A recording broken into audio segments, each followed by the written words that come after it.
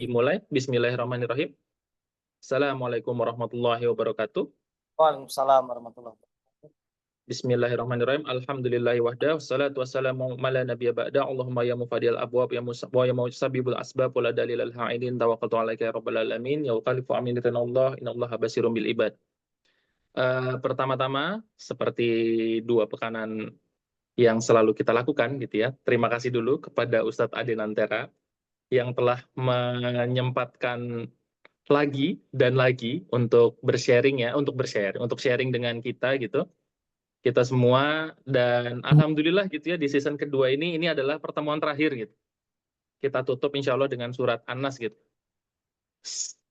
Ini udah episode ke-13 berarti, yang kita mulai dengan surat Al-Fatihah waktu itu dan kita akhiri dengan An-Nas. Tapi tidak satu Al-Quran ya, mungkin loncat langsung ke 12 surat terakhir begitu.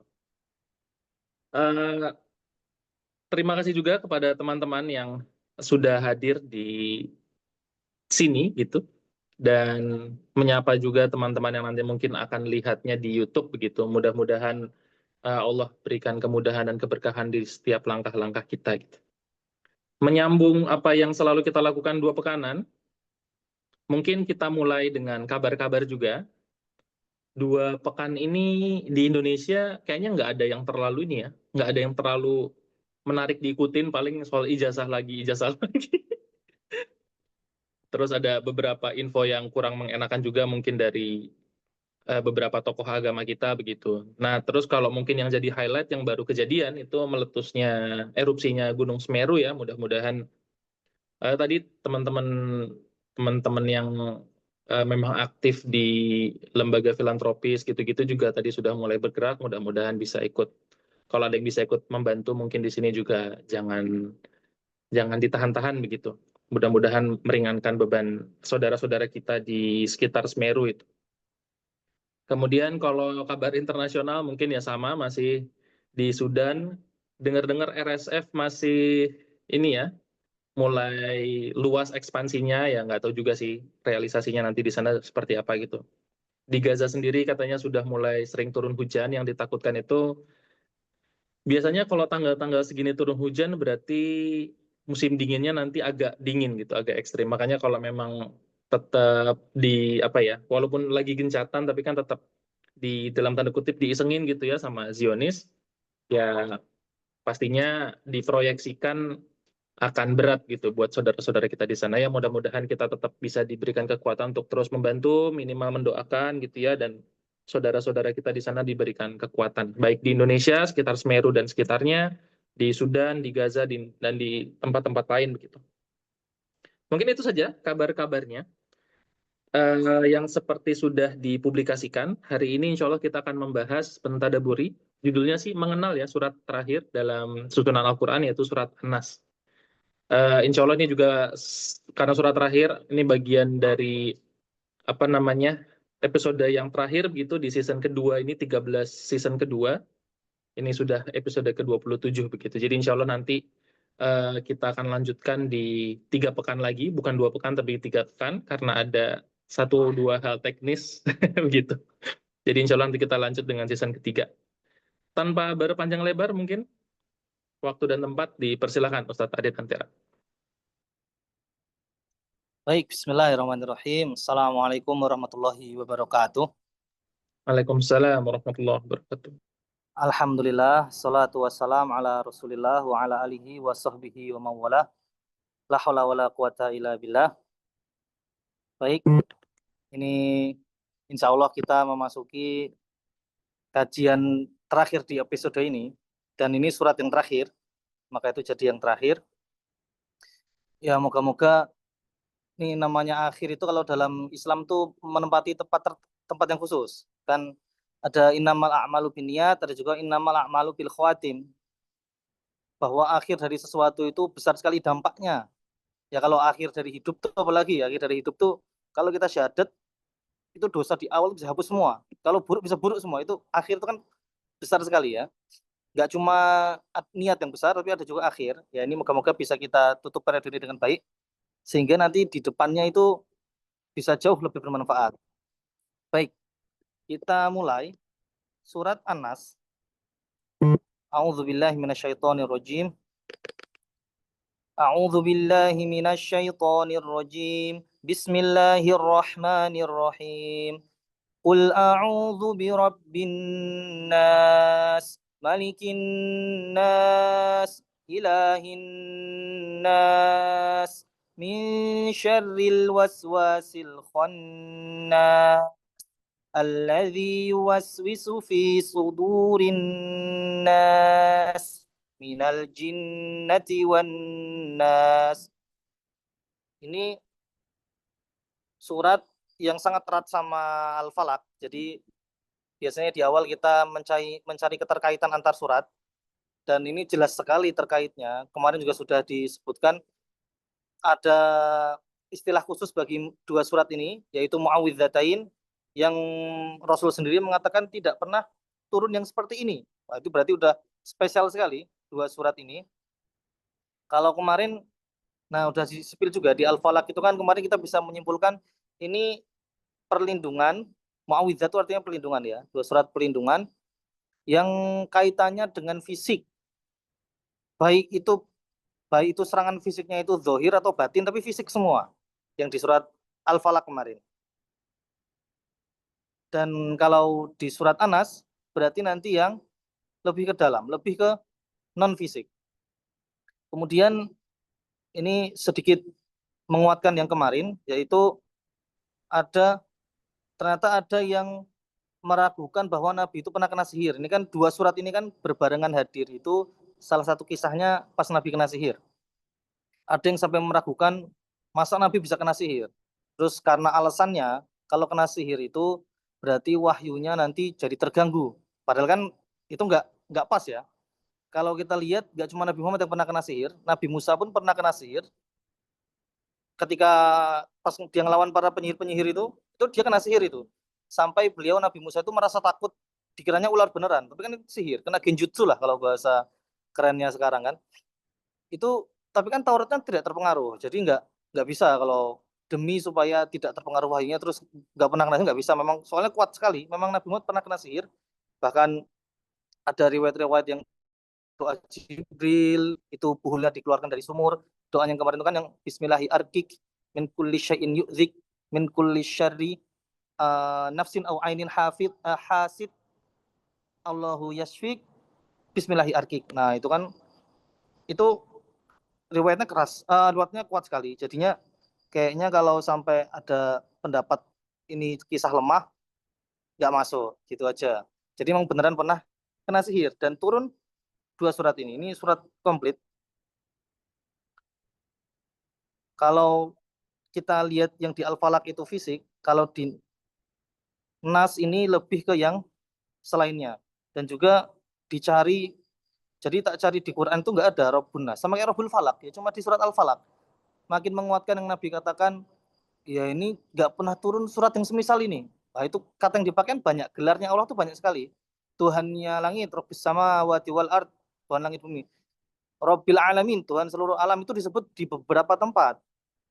Rabbul malaikah, Tuhannya malaikat, Tuhan-Tuhan yang lain itu disebut di beberapa tempat, tapi Tuhannya manusia sama Tuhannya penguasa subuh, ya itu cuma di sini toh. Tapi kalau di hadis ada sih, Rabbin Nas itu disebut juga di hadis. Ini ya hadis Bukhari Muslim yang kalau kita sakit, Rabban Nas adhibil ba's ishfi wa anta syafi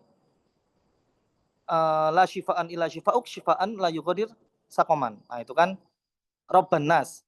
Jadi ternyata di Quran tuh nggak ada nih. Rabbin Nas ya cuma di An-Nas ini aja. Ternyata kalau di hadis ada Rabban Nas itu, dan itu temanya masih sakit yang untuk sembuh. Jadi memang semakin menguatkan ini di akhir ini, kayaknya Allah menekankan sekali ya. Kita benar-benar minta perlindungan tuh seperti ini. Kalau nggak seperti ini, puncak ayat tuh, puncak surat tuh harusnya Al-Ikhlas. Kan tauhid, dah paling tinggi banget kemarin dibahas. Harusnya itu ending terakhir Al-Ikhlas. Tapi ternyata masih dikasih dua surat penutup yang lain.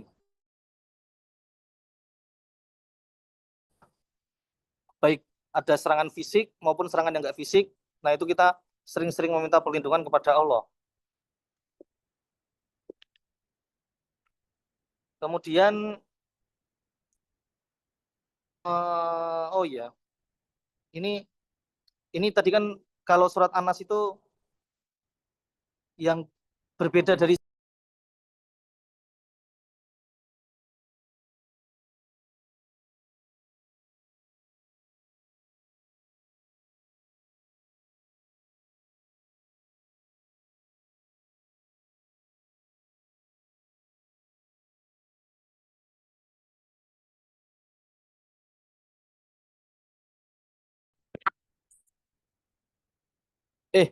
tadi putus, nyambung Nggak lagi. apa-apa.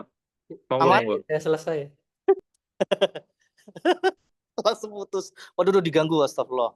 Astagfirullah. Ini udah aman lagi ya? Oke, kita lanjut. Aman, jangan lupa baca surat An-Nas.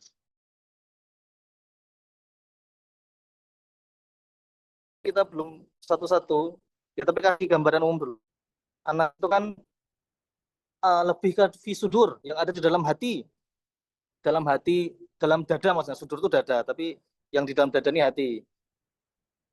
Jadi kenapa kok sampai terkait sama fisik banget? Tadi kan Robban Nas itu kan untuk doain orang sakit ya. Doain orang sakit kok pakai, kenapa nggak Robbal Falak? Adhibil Ba's, kenapa nggak pakai Robbal Falak? Padahal kadang yang didoain itu biasanya sakit fisik. Tapi ternyata kalau Anas kan sampai ke hati. Memang ada beberapa penyakit fisik itu dari hati sumbernya. Kalau kemarin di Al-Falaq tuh bahkan ada yang dari hasutan, dari serangan setan juga ada. Kalau dari hati itu kayak kisahnya Nabi Yakub, yang dia sangat sedih sekali sampai karena kehilangan Yusuf sampai buta. Atau juga ada, ini nggak tahu ya, nanti bisa di cross check kalau yang punya ilmunya.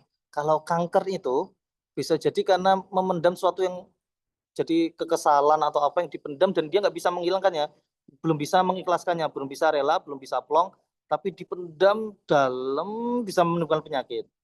Itu ada yang bilang bisa seperti itu. Jadi dari hati itu nggak sembarangan, ternyata bisa sampai fisik. Ya kalau kita lihat ada di Bukhari Muslim juga, ada apa sih?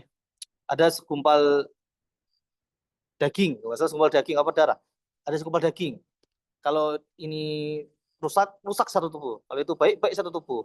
Dan itu adalah hati. Ya, itu kan berarti hati itu bisa berdampak sampai ke fisik juga.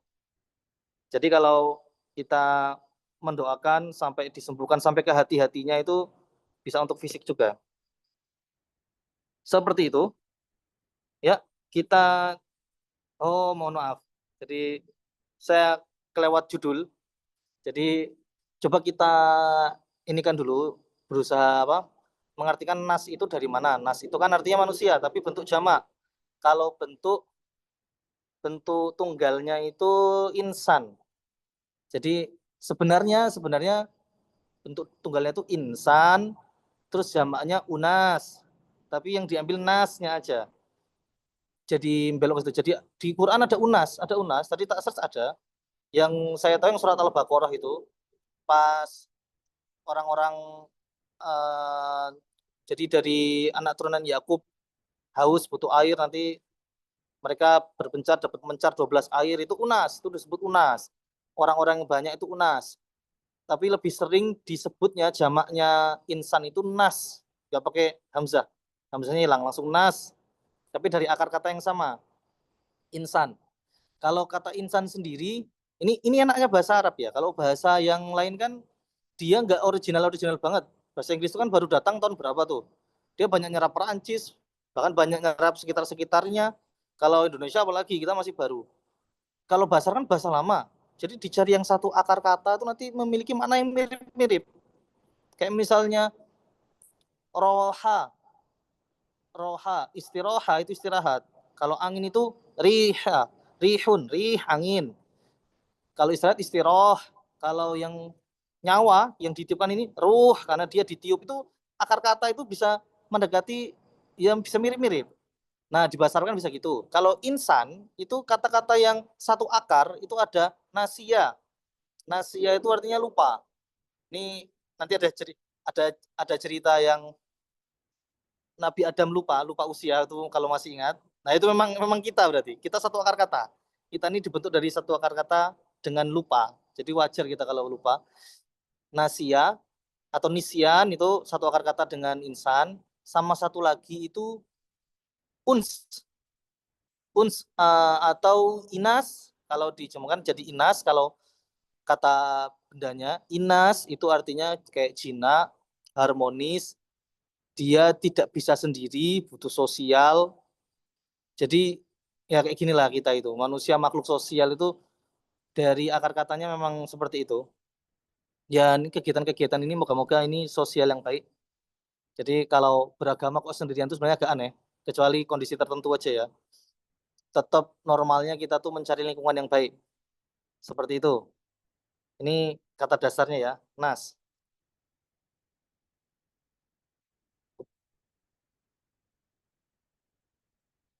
Kita lanjut. Yang disebutkan di ayat pertama itu dari kata kul. Ini kata kul kok masih bisa masuk, itu berarti Rasul itu benar-benar wahyu itu diteruskan full. Nggak ada dirubah-rubah. Bahkan katakanlah a'udzubirabbinas. Kenapa nggak langsung a'udzubirabbinas? Kulnya aja masih diriwayatkan ke kita. Jadi apa yang kalau itu yang Quran itu wahyu itu diteruskan ke kita full, nggak diganti-ganti sedikit pun sama Rasul. Bahkan kulnya aja ngikut. Dan nanti kita juga dapat inilah. Jadi kata kul itu yang di depan surat itu kan cuma ada sedikit. Cuma ada 4 surat yang depannya kul. Nah itu ada pelajaran bagusnya juga pasti. Kenapa 4 itu sampai disuruh ucapkan, padahal tanpa kata kul kan maknanya tetap sama kan. Tapi kalau kul itu berarti beneran harus diajarin banget nih. Katakannya aja dimasukkan lagi. Itu kalau ngajarin orang berarti yang surat di awal 4 kul ini pokok ini. Kemudian yang dimintai perlindungan, kalau Al-Falak itu kan 1 kali, hanya Robbil Falak. Kenapa Falak kemarin sudah kita jelaskan. Yang ini Robbin Nas, kenapa Nas? Kenapa yang disebut Tuhan, gelarnya Allah itu Tuhannya manusia untuk urusan hati? Ya pasti ini untuk mempermudah kita mengamalkan yang disuruh Allah. Jadi yang kita ingat-ingat itu kedudukan Allah sebagai Tuhannya kita, yang melindungi kita dan menciptakan kita, yang menguasai kita, itu Rob. Kemudian yang kita sebut lagi, yang pertama, aku berlindung kepada Robbin Nas, Malik, Raja. Salah. Malikin Nas, namanya pendek, itu Raja. Kalau ingat kajian yang surat Al-Fatihah itu kan ada makna Malik dan Malik. Kalau Malik itu pemilik, kalau Malik itu Raja. Kalau di Anas saya nggak tahu ada beda riwayat nggak. Kalau di Al-Fatihah itu Malik dan Maliknya ada semua. Kalau di Anas yang saya tahu itu cuma yang mimnya pendek. Jadi yang cuma maknanya Raja. Yang pertama Allah sebagai Tuhan kita, yang menciptakan kita, rajanya kita, bos. Jadi kita ingat gelar Allah itu sebagai bosnya kita, rajanya kita. Itu yang memiliki hukum atas kita. Kalau raja itu kan itu, memiliki kekuasaan atas kita. Kemudian ilah. Ilah itu yang kita sembah, kita idolakan, kita eluk-elukan. Itu juga ini 3 ini disebut, 3 ini sampai disebut 3 ini berarti syarinya lebih bahaya dari yang Al-Falak ya. Kalau secara nalar. Soalnya sampai nyebut 3. Lebih bahaya, nggak harus 3 kali lipat itu belum tentu. Tapi yang jelas lebih berbahaya. Jadinya sampai kita harus mengingat-ingat kedudukan Allah sebagai Tuhan, sebagai Raja, dan sebagai sesembahan. Untuk apa? Waswasil khonnas. Kita minta perlindungan dari min syarri, kejahatan, waswas al khonnas. Nah ini was-was itu artinya kan bisikan.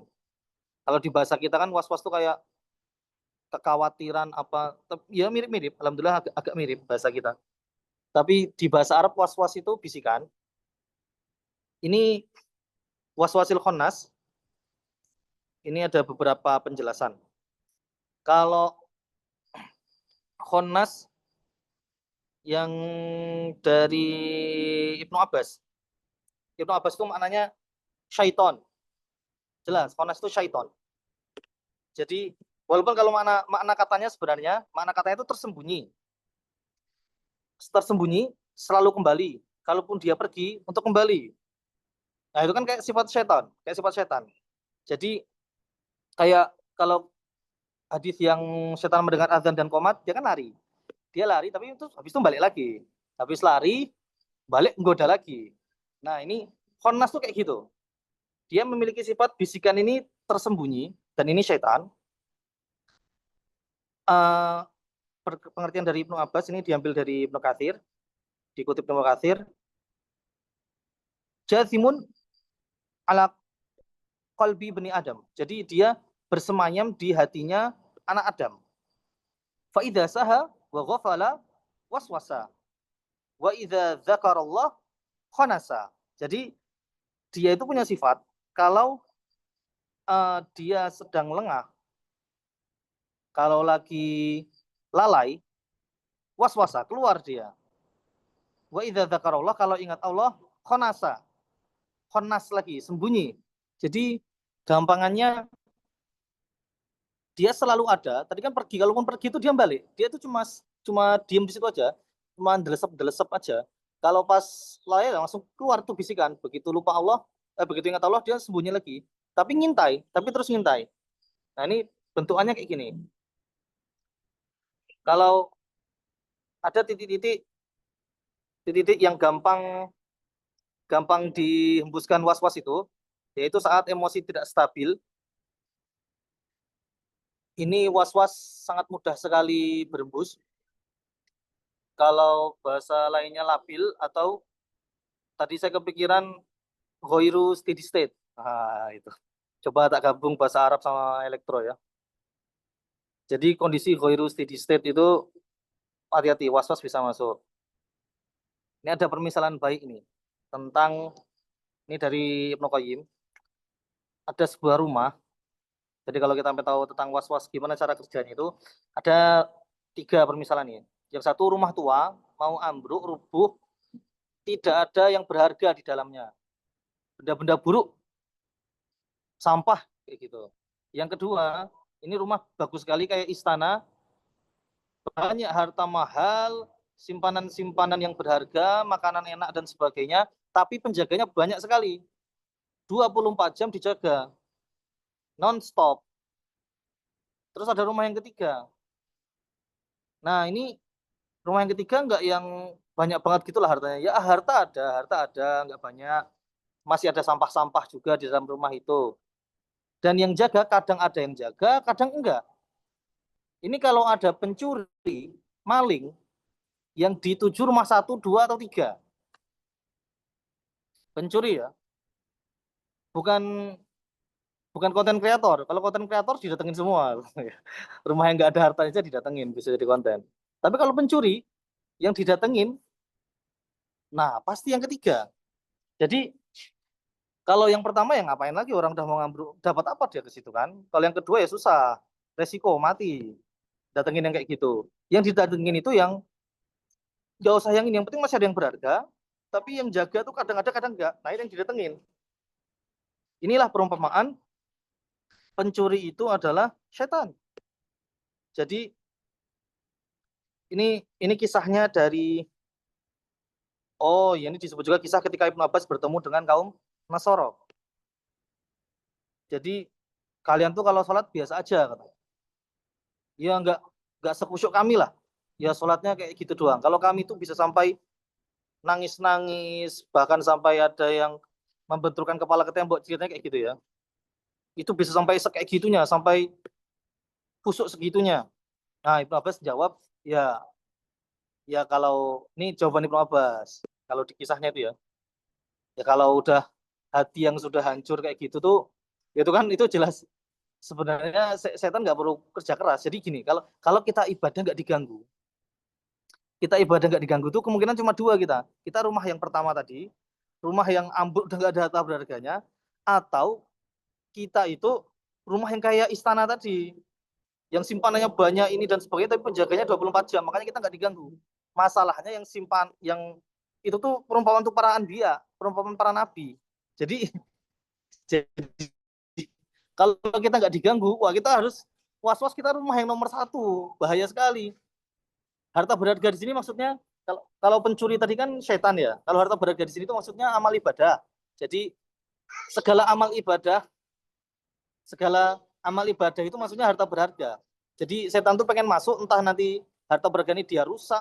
Kalau di sini berarti amal ibadahnya dia masuki niat-niat yang lain, atau dia hembuskan tata cara yang salah dan sebagainya. Yang jelas masih ada amal soleh yang lumayan-lumayan itu diserang. Nah, berarti kan kalau kita nggak keserang, itu berarti udah bahaya banget sebenarnya. Harusnya ini buat ini ya, introspeksi ya. Kalau sampai kok sholat kok nggak ada kayak bisikan-bisikan aneh-aneh, itu was-was. Harusnya istighfar, banyak istighfar, banyak istighfar. Kalau masih diganggu, ya alhamdulillah kita masih diganggu, tapi jangan ngikutin gangguannya, fokus lagi. Tapi itu berarti masih ada yang berharga di diri kita, tuh masih ada yang berharga. Masa kita mau pede kalau nggak ada gangguan, pede kayak Anbiya? Wah, ini kita kayak Nabi, dijaga 24 jam. Masya Allah. Zikir lisan nggak pernah putus, masa kita kayak gitu?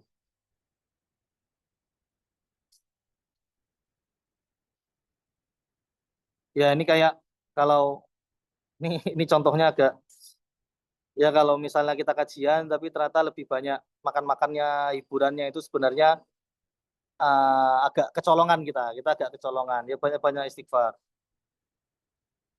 Bukannya nggak boleh. Ya itu gunanya doa kafaratul majelis. Ya moga-moga Allah ampuni kalau ada di kajian kita nih tadi, nanti misalnya ada guyon-guyon atau apa, itu mesti, ya mesti berarti kita berharga kalau sampai diganggu setan, itu masih berharga kajian ini ya. Nah, ini ada ini juga penjelasan mengenai noda di dalam hati. Jadi hamba itu setiap berbuat dosa, maka di hatinya akan ada noda. Tek, nanti berbuat lagi ada lagi. Terus kalau dia bertaubat, istighfar, memohon ampun kepada Allah, nodanya dihapus. Nah, kalau sampai tidak pernah dihapus, lupa istighfar dan nitiknya lebih banyak sampai menutup, itu disebut ron. Nah, ini saya baru tahu tadi. Jadi ada ron, ini ada di surat kala balrona ala qulubihim ma kanu yaksibun, itu mutafifin juz 30. Itu yang disebut ron, hatinya sudah tertutup. Itu titiknya banyak sekali. Jadi kalaupun kalaupun masih ada iman, masih ada cahaya, ketap ketip udah ketutupan, udah susah sekali. Ya kayak kondisi kritis lah. Moga-moga kita terlindungi sampai ron ini ya. Nggak sampai titiknya seperti itu. Ini tadi ada pengertian was-was juga. Saya sempat ngelihat dari Gus Bah sama Ustadz Firanda. Kalau dari Ustadz Firanda itu was-was was-was yang dibisikkan Khonas itu, Khonas kan bentuk karakternya sembunyi-sembunyi gitu ya. Was-wasnya apa? Was-wasnya itu adalah menghiasi kemaksiatan, dibuat lupa dampak buruknya, bahayanya.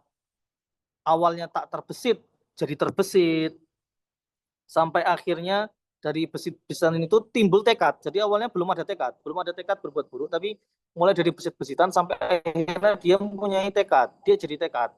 Nah, setelah jadi tekad baru datang, nanti dia kalau tekadnya sudah keluar, itu baru datang gerombolan setan yang banyak untuk membantu tekadnya terrealisasi. Entah dengan sekitarnya dicari jalannya, dicari akalnya supaya ini maksiatnya ini bisa langsung terlaksana.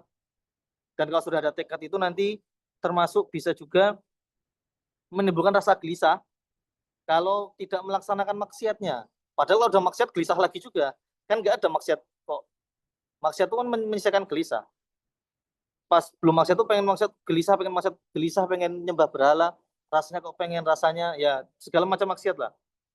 Ini menimbulkan kayak gini ya. Ini yang dilakukan oleh setan. Was-wasnya seperti itu. Atau was-was yang harus diwaspadai itu kalau dari Gus Baha tadi, menemukan keburukan, hanya menemukan keburukan padahal di sana itu ada kebaikan. Jadi kalau melihat sesuatu itu yang keluar tuh sisi buruknya. Padahal kan kita dituntut mencari hikmah dan sebagainya ya.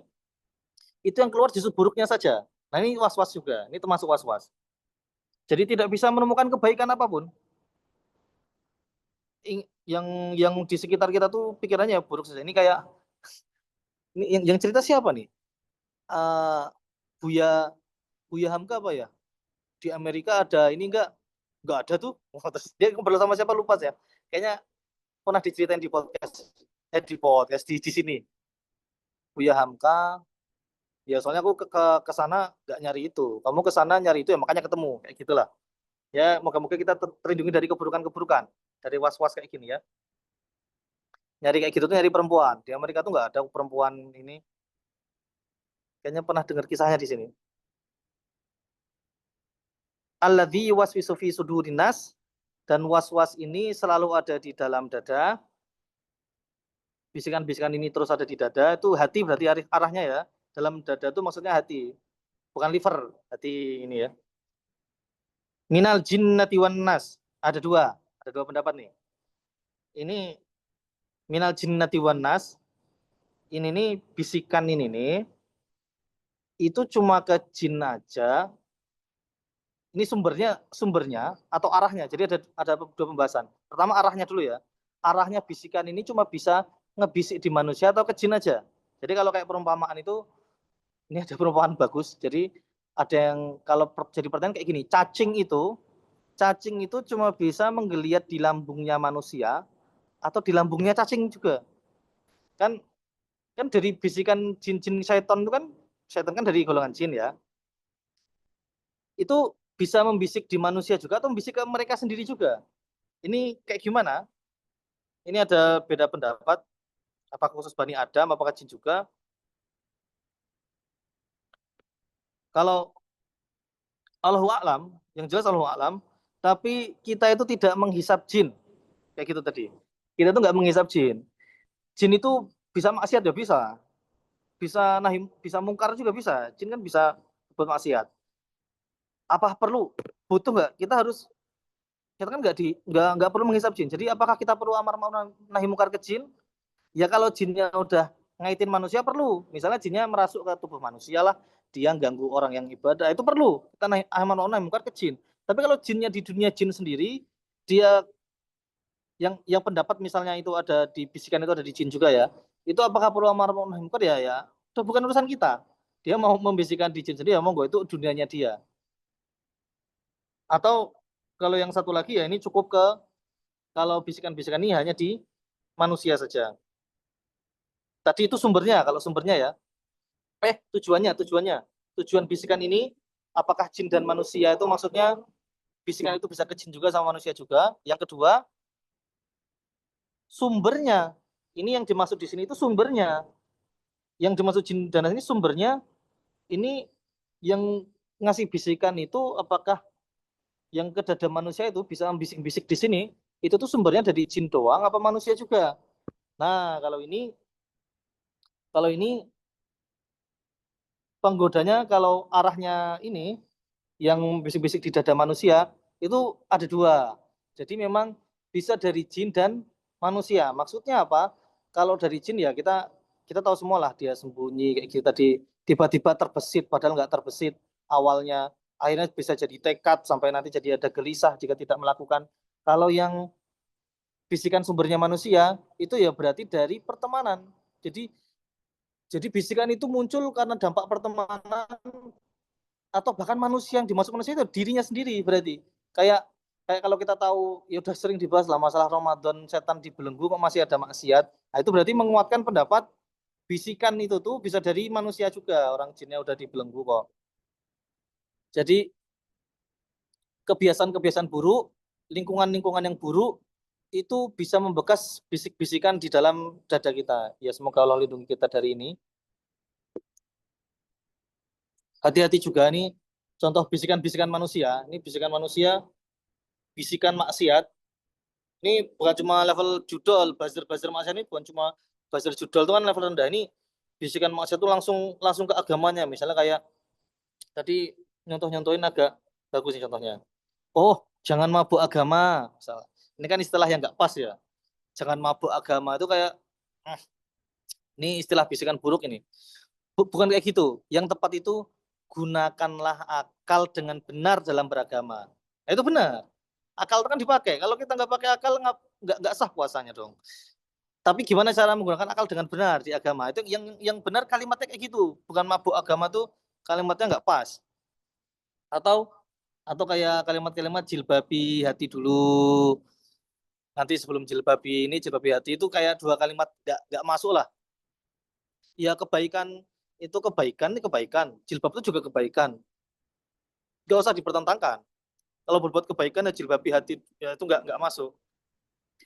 Kayak anak masuk sekolah lah, masuk sekolah ngerjain ujian, nggak pakai seragam, cuma pakai baju bebas. Mending mana saya ngerjain ujian dengan benar, tapi nggak pakai seragam, nggak pakai sepatu, nggak pakai. Ya kita ikuti aturan sekolah lah harusnya lah. Itu jangan dibenturkan lah kan kayak gitu. Aneh justru kalau ada tiba-tiba kok ngebenturkan itu.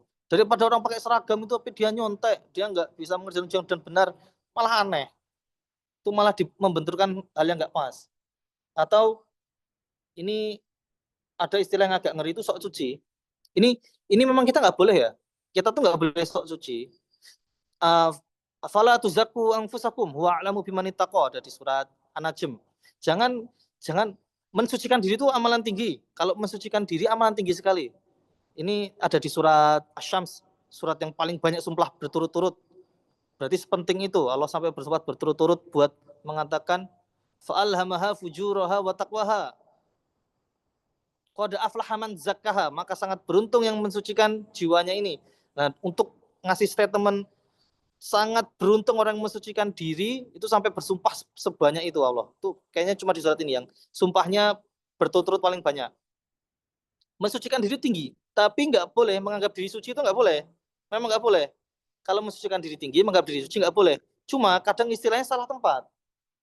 Ini kita lagi berusaha mau berbuat kebaikan, dikatakan sok suci. Ini kayak, ini hati-hati. Ini kayak perkataannya umatnya Nabi Lut. Jadi kaum Sodom itu ketika mengeluarkan Nabi Lut dari desanya, keluarkanlah Lut dari sini. Innahu yatatoharun, dia itu orang yang sok suci kalau bahasa kita. Wah, ini kayak kaum Sodom yang ngomongin Nabi Lut itu dibilang sok suci Nabi Lut. Karena nggak mau ikutan mereka dibilang sok suci. Ini udah istilah dari zaman dulu ya. Sekali lagi ini salah tempat. Walaupun sebenarnya memang nggak boleh, tapi ini salah tempat. Orang lagi mau berusaha kok dibilang sok suci itu. Masa masa kita perlu balas ya daripada sok najis. Masa kayak gitu kan nggak masuk lah. Gitu. Baik, mungkin itu saja dari saya. Saya cukupkan. Kalau ada salahnya saya mohon maaf. Wabillahi taufiq wal hidayah. Wassalamualaikum warahmatullahi wabarakatuh. Assalamualaikum warahmatullahi wabarakatuh. Jazakumullahu khairan katsiran. Ustaz Adi Nantera. Menarik ya tadi pembahasannya. Anas padahal mungkin cukup singkat suratnya, tapi ternyata ada banyak hal yang bisa kita ambil pelajaran begitu. Tadi juga saya cermati tadi menarik gitu ya, terkait yang mungkin penjelasan dari Ustadz Firanda begitu. Yang kalau kita diberikan salah satu maknanya was-was itu diberikan kegelisahan untuk melakukan dosa, padahal kalau setelah kita melakukan maksiat itu ya tetap gelisah gitu. Terus saya jadi kepikiran, kayaknya masih mending kalau kita habis melakukan maksiat masih gelisah. Mungkin kalau udah nggak gelisah lagi itu lebih parah mungkin. Mungkin begitu. Oke, terima kasih. Apakah ada dari teman-teman yang ada di sini mau berbagi berbagi tadabbur mungkin, atau berbagi renungan, atau mungkin pertanyaan? Dipersilahkan. Langsung aja open mic atau dari chat. Ada yang chat nih dari Manusia Bumi. Ini gelisah yang bukan singkatan kan ya? Oh, bukan. Kata apa tuh maksudnya? Geli-geli sah gitu. Geli jadi sah. Maksudnya gimana tuh? Aku tahu ya, tapi aduh, kok sefrekuensi sama Radit ya? Kok bisa ngerti apa yang Radit maksudnya? Apakah ada? Kalau belum, mungkin saya awali dulu, Pak Ustadz. Moderator sudah Pro, udahlah. Pro Max malah. Moderator 17 Pro Max. Ini pertanyaannya itu kan kayak, kalau baca surat An-Nas tadi, merenung-renungi itu kan, Allah kayak di awal tuh memberikan penegasan gitu. Bahwa Allah itu ya Robnya manusia, Maliknya manusia, dan ilahnya manusia gitu. Cuman di penegasan itu saya agak mencermati ininya, urutannya. Kenapa biasanya kan Rob sama Ilah gitu ya. Kok Rob di tengah-tengahnya ada Malik, terus baru Ilah gitu. Kira-kira pernah ada renungan atau apa ya? Kenapanya gitu nggak, Ustaz? Kenapa sih? Apa memang Malik itu lebih ngaruh buat kita gitu ya? Kita kalau ngedenger raja itu kan lebih gampang dibayangin gitu. Gimana nih menurut Pak Ustadz Adinantera? Izin mencoba. Coba Boleh, tadabur. boleh. Moga-moga hatinya bersih. Tadaburan syaratnya yang penting hatinya bersih sama punya akal aja. Akalnya sehat, hatinya bersih. Kalau jadi dari Rob ke Ilah itu mungkin agak susah ya. Sampai bisa mengeluh-elukan, bisa kita benar-benar menyembah-nyembah, worship, benar-benar semua kita ya itu bang kayak idol. Itu kan kayaknya perlu jembatan mungkin. Mungkin jembatannya dengan kata Malik itu jadi jembatan mungkin ya. Kata Malik jadi jembatan. Kalau kalau raja itu kan kayak otomatis ya umumnya orang ya, orang-orang orang biasa sama rajanya itu dielulukan. Ya dia kan kena kena media. Kalau kalau diteliti kan kena media lah, kena perkataan orang. Raja presiden itu dielulukan sama orang. Jadi buat mempermudah ya mempermudah masuk ke ilah itu mungkin. Bisa jadi ini menarik. Monggo kalau ada tapi mempermudahnya kayak gimana belum tahu saya. Ya tapi itu benar deh kayaknya. Bisa mempermudah mungkin. Iya ya, kalau dipikir-pikir yang orang kafir Quraisy zaman dulu gagal kan ilahnya ya, sisi ilahnya ya. Kayaknya Robnya itu sudah, maksudnya sudah tahu kayak ayahnya Nabi Muhammad kan namanya Abdullah gitu ya. Tapi Mungkin sesembahannya Robnya gagal juga, tapi lebih gagal ilahnya. gagal juga. Tapi gagal juga. Tapi gagal juga. Nggak berhasil, gagal juga dia. Gagal juga. Takutnya nanti Gagal berhasil. semua ya. Kalau berhasil gagal, Iya, iya, iya. Rob juga gagal. Tapi lebih gagal ilah, lebih gagal. Artinya memang lebih susah kalau tanpa penjembatan tuh lebih susah untuk apa ya, menghayati makna ilah mungkin ya. Oke. Masuk. Jawabannya masih masuk. Berarti semoga Pak Ustadz memang punya akal yang sehat dan hati yang bersih begitu ya. Oke, dari teman-teman lain apakah ada pertanyaan mungkin atau perenungan lain setelah tadi berulang-ulang diperdengarkan surat An-Nas gitu? Manusia bumi disia-siakan kalau Jabar. Oh ya. Tanya Ustadz, kalau terus ada yang menghubungkan sama tauhid rububiyah, tauhid mulkiyah, terus tauhid ilahiyah gimana Ustadz? Ya, nggak gitu. Konsep nggak gitu konsep. Itu kan mempermudah konsep. Tauhid mulkiyah itu nggak pernah dengar ya konsepnya. Tapi kalau rububiyah uluhiyah itu kan mempermudah. Jadi biar tauhid kita tuh utuh. Nah ini tapi hati-hati ya, ini jangan dipisah-pisah loh. Yang hampir agak bahaya itu misalnya mereka mereka gagal di sini tapi di sini bagus. Itu jangan, tuh gagal juga, tapi lebih gagal ini. Jadi jangan jangan sampai yang satu bagus, satu ini kayak mustahil. Mustahil kalau keropnya bagus tapi ilahnya itu mustahil. Jangan sampai yang gitu aja. Titik hati-hatinya itu aja. Kalau mulkiyah nggak tahu. Kalau mau bikin buku nanti tinggal dibantah sama ulama lain gitu kan. Kalau mau nulis monggo. Tauhid mulkiyah ini ya, nggak pernah dengar. Emang ada ya? Kayaknya asma wa sifat sama, mungkin Iya. kalaupun ada ini, apa namanya? Hakimiyah. Intinya mempermudah memahami tauhid. Ini Ya pernah dengar aja Ustadz. ini ini ini malah malah kepikiran ini nih aku.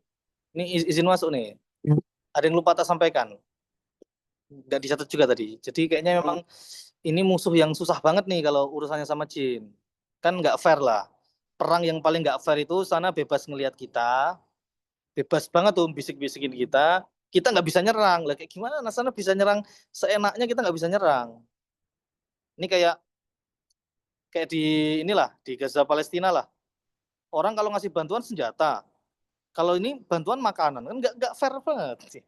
Tapi masih masih lebih nggak fair kita ngelawan jin, masih lebih nggak fair lagi. bisa ngelihat dari tempat kita nggak bisa lihat, mereka bisa bisik-bisik kita nggak bisa. Makanya sebutuh itu kita sama perlindungan tuh sebutuh itu. Kalau kita nggak khawatir itu aneh. Bisa-bisanya nggak khawatir. Orang mereka seleluasa itu. Ya harusnya kita lebih semangat lah minta perlindungan. Tuh.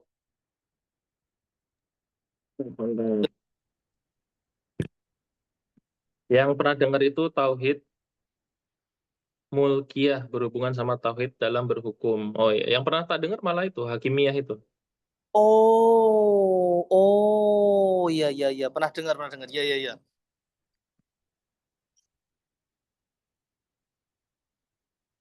Nemu faidah ini Ustaz.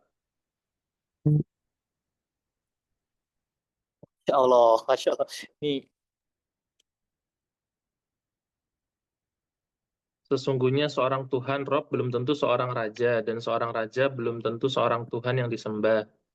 Dalam susunan ayat-ayat ini terdapat isyarat bahwa dia sungguh layak untuk mengadakan kebangkitan, mampu melakukannya, dan tidak ada yang dapat menghalanginya. Di dalamnya juga terdapat isyarat tentang tahapan-tahapan seorang hamba dalam mencapai pengetahuan atau makrifat tentang Tuhan. Pada awalnya, seseorang mengetahui bahwa ia memiliki Tuhan melalui anugerah-anugerah lahir maupun batin yang ia rasakan. Kemudian ia mendalami perenungannya hingga ia meyakini bahwa Allah benar-benar maha kaya dari segala sesuatu, bahwa hakikat segala sesuatu adalah miliknya, dan bahwa segala urusan kembali kepadanya. Maka dialah raja yang sebenar-benarnya. Setelah itu, seorang menyimpulkan bahwa dialah satu-satu yang berhak disembah, tidak ada selainnya. Oh, bagus, bagus, bagus. Jadi ini kayak tahapan ya. hati-hati yang bersih kayak gini nih. Hati yang bersih kayak gini. Iya, iya, iya. Masya Allah, Masya Allah. Jazakumullah khairan. Jazakumullah khairan. Semoga kita dibersihkan hatinya nih. Masya Allah. Mantap, mantap. Ada juga nih dari manusia bumi. Berarti tentara Israel juga ngelawan musuh yang seimbang, Ustaz. Kan tentara Hamas nggak kelihatan kayak jin. Tafsir Al-Baidawi. Mantap, mantap.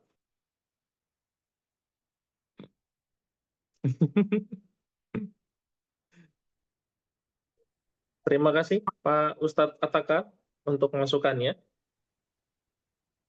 Apakah ada yang mau ini berbagi renungan mungkin atau pertanyaan seputar surat An-Nas lagi mungkin? Atau soal. Ah, Apa nih soal nih? ini di Quran. Oh, open Mau mic. tanya dong, open mix. Monggo, monggo, Dit.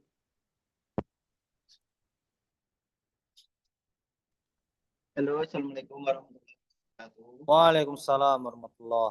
Waalaikumsalam. Ya, alhamdulillah bisa menyapa teman-teman semua, walaupun udah lama belum bertatap muka, tapi alhamdulillah bisa menyapa lewat ini ya, lewat Zoom ya, teknologi.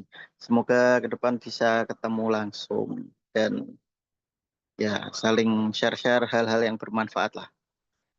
Nah, mau tanya ini terkait kan surat Anas ada hubungannya dengan godaan bisikan setan dari golongan jin dan manusia seperti itu. Nah, mau tanya kalau setan dari golongan jin itu sebenarnya bisa mendengar bisikan hati kita atau tidak gitu. Kan kadang kita kalau mau melakukan sesuatu atau menimbang-nimbang itu suka ada perdebatan dalam diri kita gitu ya. Nah, itu berarti setannya bisa mendengar bisikan hati kita atau tidak itu, Ustadz. Itu terima kasih. Assalamualaikum warahmatullahi wabarakatuh. Waalaikumsalam warahmatullahi wabarakatuh. Tertangkap, Pak Ustadz, pertanyaannya? Yap, ada kisahnya cuma aku nggak hafal yang apa. Mungkin nanti ada salah-salah nyampaikan. Yang Rasul ini loh, Rasul ngetes dukun dukun apa yang kerjasama dengan jin. Jadi cuma ngecek ini ngomong apa di hati nih. Itu ya benar satu huruf doang.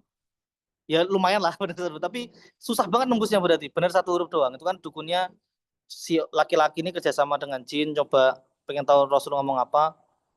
Rasul ngomong berapa itu nggak tembus tapi nggak tembus. Berarti kalau ada kita apa ya sedang menimbang-nimbang sesuatu terus ada perdebatan dalam diri kita gitu, dalam batin kita itu jinnya nggak bisa ikut nimbrung ya, Ah, setannya. tapi kan Di riaknya kelihatan, riak-riaknya entahlah ekspresi lah, aliran darah, detak jantung. Dia dia kan udah pro, maksudnya Hmm. kalau sampai tahu detail banget ngomong apa kan mungkin susah. Tapi kalau kalau cuma perkiraan, nah kayak gitu bisa loh. Jadi Ah, udah perkiraan yang dia bisa tahun lihat, terus dia nambahin bisian-bisian ya, sampai keburukan gitu ya. Taurus jutaan tahun berarti usianya. Iya, iya.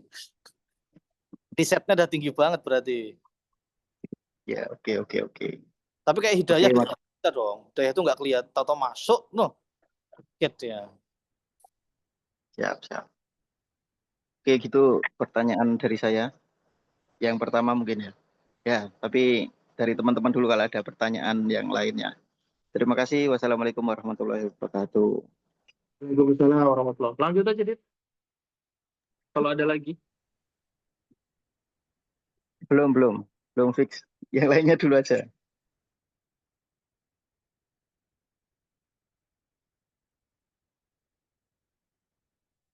Atau soal. Boleh, boleh, Ya, soal. soal dulu, soal dulu. Ini Anas ini termasuk yang istimewa. Soalnya dia disebut di Quran jadi judul bentuk jamak dan bentuk tunggalnya. Kalau bentuk tunggal kan insan. Ada surat Al-Insan. Bentuk jamaknya manusia yang banyak. Nas. Ada.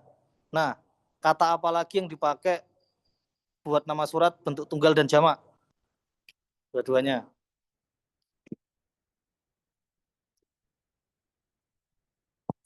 Kalau perempuan cuma bentuk jamaknya Nisa, bentuk tunggalnya nggak dipakai buat judul surat. Untuk tunggalnya apa itu? Imro'ah, Kalau bisa. Imro'atun. Imro'ah. Jauh banget kan? Perempuan emang kayak Itu gitu. bukan bukan istri ya? Bukan ya? Oh iya. Bukan, bukan. Apa ya?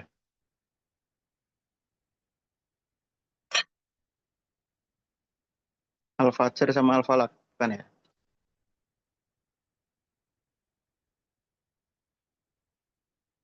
Ini tutu jamak, tutu jamak karo tunggal. Tuh. Fajar yang banyak gitu nggak ada.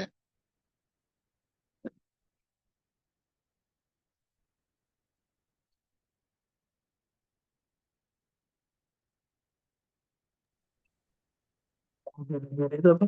Hujurat. Nggak ada ya? Al-Maidah. Al-Maidah itu sama atau tunggal, Ustaz? Wah, ketemu ada ya, Masya Allah. Iya, iya, iya, iya, iya, iya, iya, Oh iya, Al-Mu'min ada ya. iya, iya.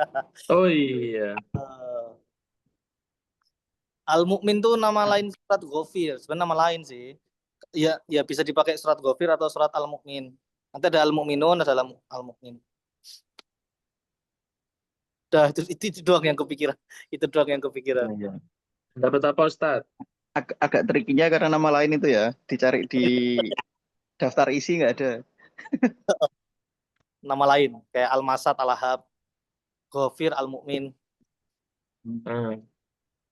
Ya, ya. Itu yang apa Al-Insan sama Anas itu yang tunggal kok mah suratnya panjang, yang jamak suratnya pendek itu kenapa, Ustaz? Wah nih, tadabur nih. Tadabur nih. Karena lebih susah ini, lebih susah memahami diri sendiri dibanding orang banyak. Iya, iya. Iya, Kalau orang banyak efektifnya nggak panjang-panjang ya. Kalau itu. ngobrol sama satu orang panjang bisa, kalau sama orang banyak panjang-panjang pada bubar. Jadi kalau pelajaran nyari suara banyak, suara kebanyakan orang tuh mudah ya. Tapi kalau ngundahin suara tunggal itu susah.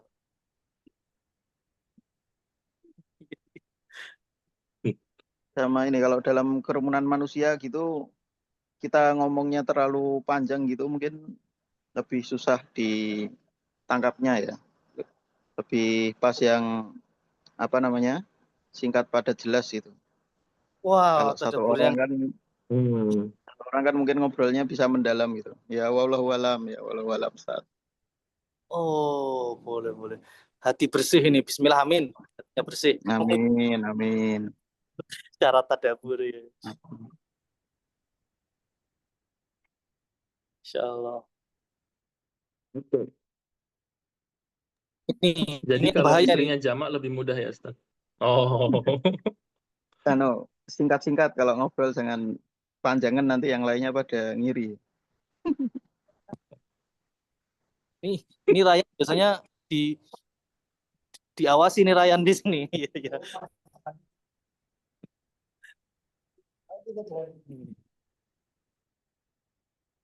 Ya, beberapa kata disensor aja berarti. Tapi ini monggo ya di cross check teorinya ya. Tapi memang kalau sudah banyak konflik itu jadi justru timbul saling rebutan itu jadi konflik yang biasanya sepele itu jadi dihilangkan. Jadi cenderungannya malah mereka berlomba-lomba ya untuk inilah untuk kan amal solehnya istri kan ke suami kalau laki-laki ke orang tua. Nah, berlomba-lomba untuk amal soleh. Jadinya mereka jadi malah lebih bagus kalau ada pesaingnya kayak gitu. Mohon Oh, diluruskan, penjelasannya sambil senyum-senyum, Ustaz. mohon diluruskan, mohon diluruskan, Kayak udah pengalaman aja, Ustaz. mohon diluruskan.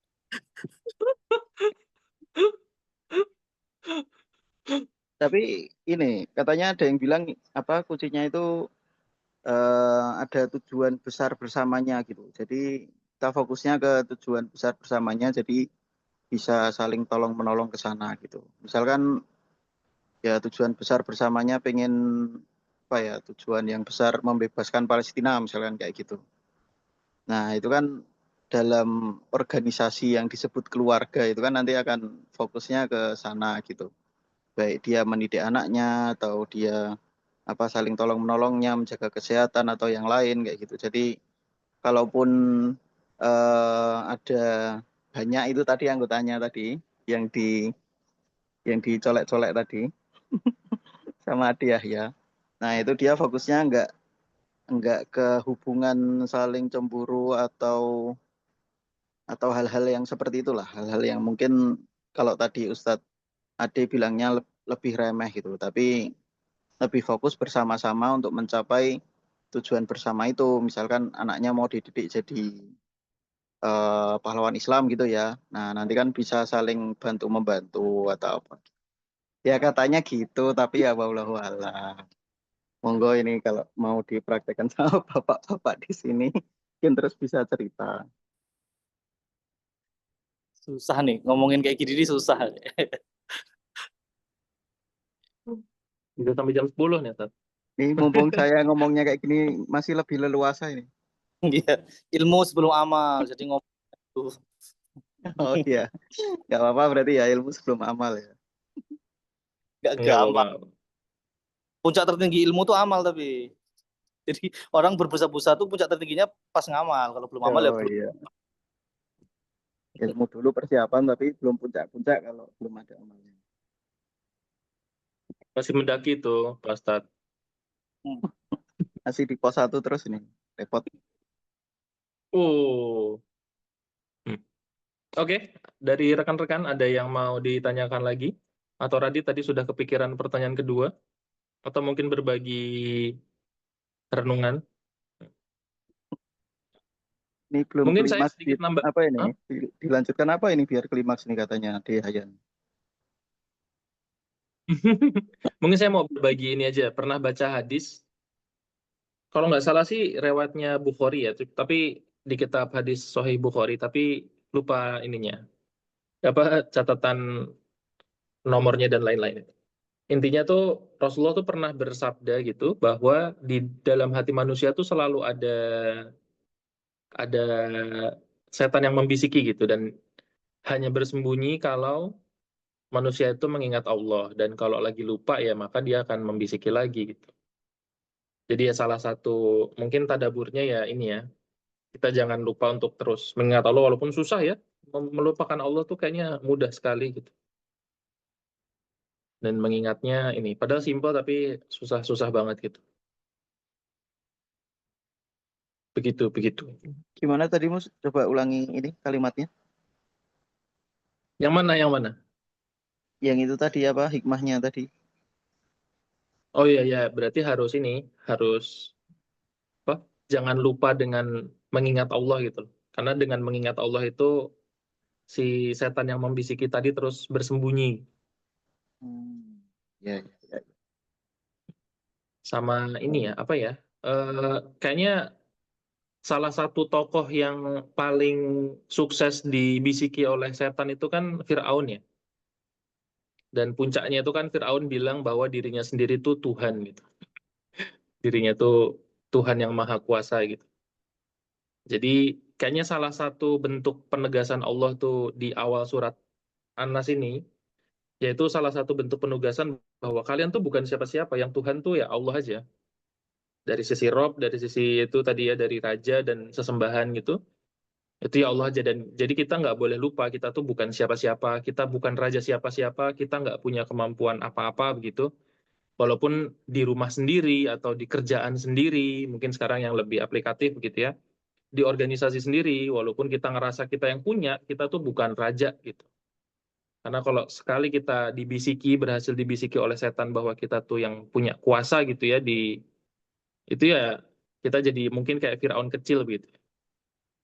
Kayak menghilangkan faktor Allah gitu di dalam hidup. Mungkin begitu. Terakhir dari saya, dari Pak Ustadz Ade, ada yang Iya, belum iya. keluar dan mau disampaikan mungkin? Oh ya, nyambung yang tadi aku kok jadi bayangin ini pas Fir'aun bilang apa? Ana rabbukal a'la apa? Saya adalah Tuhanmu yang paling tinggi gitu. Yang maha tinggi. Aku bayangin setannya yang bisikin tuh terus reaksinya damn terus ketawa-ketawa itu. Loh, kok bisa sampai ngomong kayak gini? Malah kaget sendiri itu, ngakak-ngakak. Iya ya. Wah kayaknya nggak gini-gini amat deh gitu ya. Loh. Wah, ketawa-ketawa itu. Itu Di itu kan hadapan Allah tuh nunjuk langsung, dia ya Allah dia gitu. bukan Iya. tanya. Tapi memang jago banget tuh Firaun tuh. Sebelum dia ngaku Tuhan, dia ngaku alaisalimul kumisro katanya. Presiden mana yang berani bilang, itu kan kayak bilang, bukankah Mesir punya saya? Itu nggak ada yang komentar coba. Sekarang presiden yang paling diktator aja nggak ada yang berani bilang, ini korut punya aku kan? Itu nggak sampai segitunya bilang. Itu Firaun udah sampai level situ loh dia politiknya tuh. Mesir ini kan Berarti punya bertahap ya. bukan aku raja, ini Mesir punya aku. Berani ngomong kayak gitu coba. Siapa presiden diktator berani sampai segitu? Kayaknya belum ada. Baru ngaku Tuhan. Hmm. Kayak Dajjal kan katanya itu bertahap juga. Ngakunya Tuhan pas di akhir ya. Awalnya ngaku apa ya? Mungkin utusan atau juru selamat atau eh, pembawa pencerahan atau yang lain-lain terus baru akhir-akhirnya ngaku Tuhan. Kalau dijelasinnya sih kayak gitu saya pernah mempelajari. Kalau yang KTP-nya Tuhan tuh bukan ya. Oh iya iya ada. Ya, itu orang tuanya itu. Itu yang Ya, dipikirin orang tuanya apa ya pas nama anaknya ya? Dosa orang tua bukan sih? Iya, iya. Iya kan kalau orangnya ya tinggal nerima nama ya kan. Orang tuanya yang ngasih nama. yang kasihan cucunya jadi anak Tuhan. Udah, nih nggak selesai-selesai nih nanti. Oke, mungkin dari Pak Timnya Ustadz Dono ada yang Ferry. belum keluar mungkin penjelasan atau apa hal-hal yang lain mungkin. Oh, ini kepikiran ini. Jadi yang tadi kalau dari urutan Quran udah klimaks, harusnya tauhid itu klimaks, harusnya klimaks itu, tapi kok ditambahin dua lagi, minta perlindungan dan dua tema ini. Harusnya apapun ilmu kita pelajari, kalau Al-Falaq itu saya ngeliat ini tema alam. Ini segala tema alam, itu mewakili alam, Tuhannya alam. Falak itu kan masuk ke alam ya. Ilmu-ilmu itu tuh nanti kita jatuhnya kita jadi takut sama Allah, minta perlindungan sama Allah. Dan yang manusia, itu ilmu Hmm. sosial kata paling tingginya tuh di manusia. Mempelajari beneran manusia itu kayak gimana. Ya itu nanti ujungnya minta perlindungan sama Allah juga. Harusnya semua ilmu bawa sosial, kan cuma dua itu ya. Sosial itu nanti ke manusia harusnya fokusnya, dan alam ya nggak tahu, mungkin kalau falak itu langit atau gimana, tapi itu perwakilan ilmu alam, mungkin kayak gitu. Wallahu alam. Mau habis soal. Oke, kita cukupkan. Bagaimana teman-teman? Oke ya. Oke. Sekali lagi, mungkin karena sudah tidak ada pertanyaan dan atau sharing-sharing renungan lagi, kita akhiri pertemuan kita kali ini. Kita akhiri mungkin dengan doa kafaratul majelis dulu ya. Subhanakallahumma wa bihamdika asyhadu an la ilaha illa anta astaghfiruka wa atubu ilaik. Mungkin terima kasih sekali lagi untuk Ustadz Adi Nantera yang sudah membersamai selama 13 episode ke belakang begitu di sesi kedua ini. Dan insya Allah kita akan mulai sesi ketiga, mulainya bukan 2 pekan lagi tapi 3 pekan, insya Allah kita targetkan di tanggal 11 Desember. Temanya apa nanti insya Allah akan dipublikasikan begitu, dan yang ada di sini siap-siap untuk diminta buat sharing ya. Jadi jangan jangan menghindar, bukan jangan menghindar ya. Ini aja ditunggu ininya, ditunggu ajakannya nanti dari panitia. Iya, ini moderatornya promote jadi Ustadz ini. Kan udah pernah. Oh iya, Adenantera juga udah pernah juga. Betul. Nah, nanti insya Allah kita mulai di tanggal 11 Desember. Mungkin Gantian 1-2 seriesnya Ustadz Mustafa. 1-2 pertemuan begitu, nanti kita langsung ke ada libur akhir tahun begitu ya, libur akhir tahun awal tahun. Nanti kita lihatlah. Harusnya sih 13 episode ke depan sudah bisa di-plotting. Cuman harusnya sih ini ya akan kepotong oleh Ramadan mungkin. Nah, nanti kita diskusikan aja formatnya seperti apa dan lain-lain. Mungkin itu aja. Terima kasih sekali lagi atas